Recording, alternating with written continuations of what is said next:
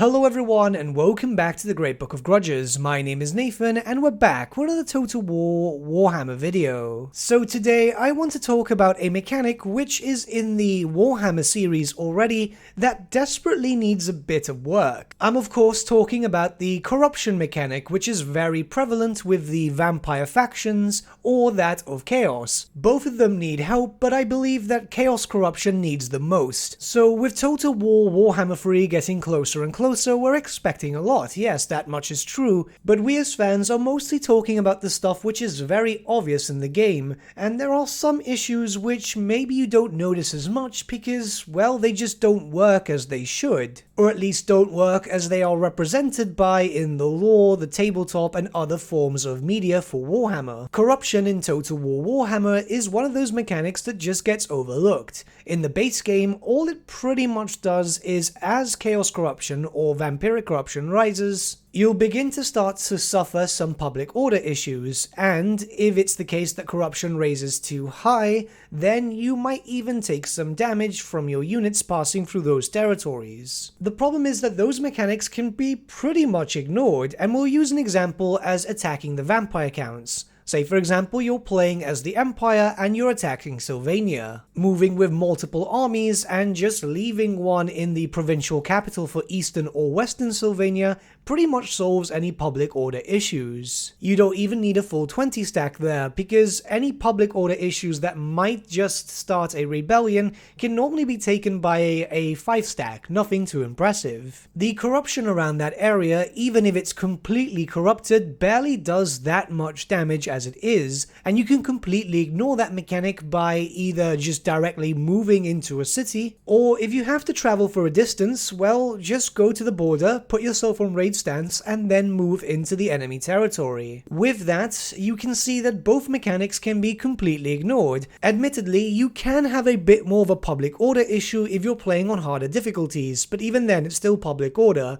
As you start taking over the territories, you can build up some buildings and completely negate all the effects. I wouldn't normally complain about this because it's so minor, but then you have to think about it this way. Corruption is a rooted mechanic within the vampire counts, Norsca, Beastmen, Warriors of Chaos, and it can be assumed that this will also be the same for the Demons of Chaos factions and the Chaos Dwarfs. So many different current and future factions make use of the corruption mechanic that it just seems like a massive shame that it really just has no purpose. The mechanic is fine as it is in a very minor way, but I believe that it could be improved upon and could be made just a tad more interesting. So let's just go over my ideas here. The baseline mechanics for corruption should stay as they are. While they only serve to be a nuisance, it's always cool to have something there as a small nuisance. Though I believe the rest needs to be divided into both chaos and vampires here. So vampire corruption, represented in lore,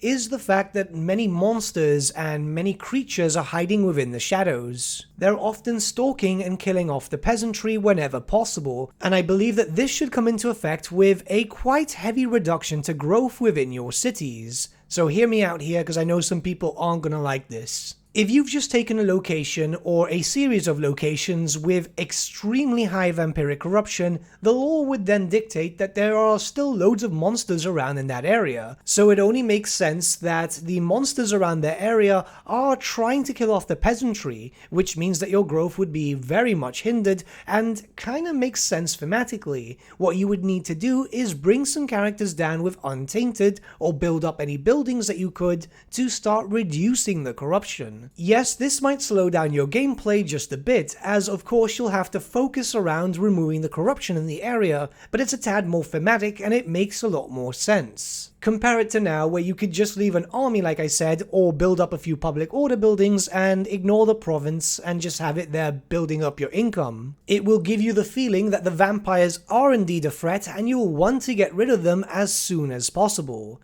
Now, for Chaos Corruption, I think things could work a little bit differently. Chaos Corruption needs to start seeing a change. It's right now just seen as generic Chaos Corruption, but I feel like once we start getting monogod factions, it would be great if they started separating them. We'd have a Chaos Undivided, Chaos Nurgle, Chaos Khorne, all that type of stuff. So long as there's corruption, there should be random intervals of Chaos Rebellions, and it should be completely random, not like the current system right now where you're looking at public order and you know where the enemy is going to spawn and exactly what turn to. That's just kind of boring. The power level of said army should focus around the level of Chaos Corruption. So if you don't have a lot of Chaos Corruption in that area, then it will spawn mostly a 4-stack army. However, if you do have 100% Chaos Corruption in one of your territories, it could have the chance of spawning a full 20-stack. And of course, the units should vary by the type of difficulty that you're playing. Of course, there should also be a level of a threshold, so say by the time that you get to around 25 to 30% Chaos Corruption, the main part of the mechanic itself would be rendered useless. So at that point, only the issues such as public order and attrition would be the contributing factors. So it's not like you have to take a whole province down to 0, especially as, well, you've got to think about it this way, you'll be building up some buildings which will spread untainted. Many of your characters will do so too. So it doesn't really slow you down that much, but it does slow you down enough to give more of a thematic feel. Like I said, the mechanic itself is fine, just kind of boring, so I just feel like a few changes added here and there would make each of the races with their own specific corruption a tad more thematic, and it just kind of makes the game feel more immersive. Now, of course, there is Skaven corruption too. However, I think that the only way that this could be done well is by having a Skaven invasion happen every now and then, but we've already got that in a certain sense with the Under Empire stuff. And I know that the community itself is pretty much sick of the Skaven, so probably best to leave that out. But these are my ideas towards corruption. Nothing too drastic, but just enough to make it a bit better. What do you guys think, and how would you see corruption change for the better? Let me know your thoughts in the comments below, and let's start a bit of a discussion. But with that, my friends, we've come to the end of our video. Thank you so much for watching. If you did enjoy the video, might I suggest giving the video a like, or even subscribing to the channel, as it really does help us out.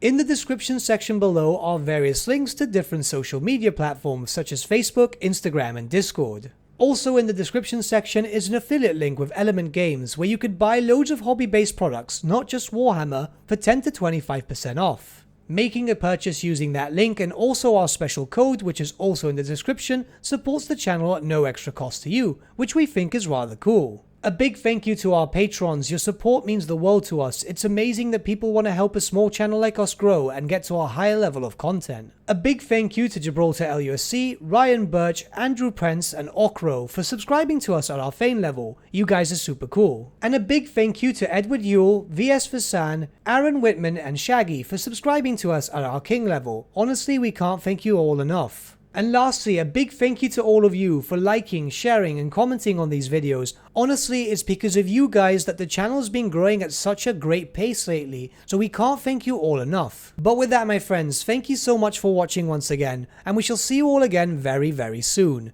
Have a good day.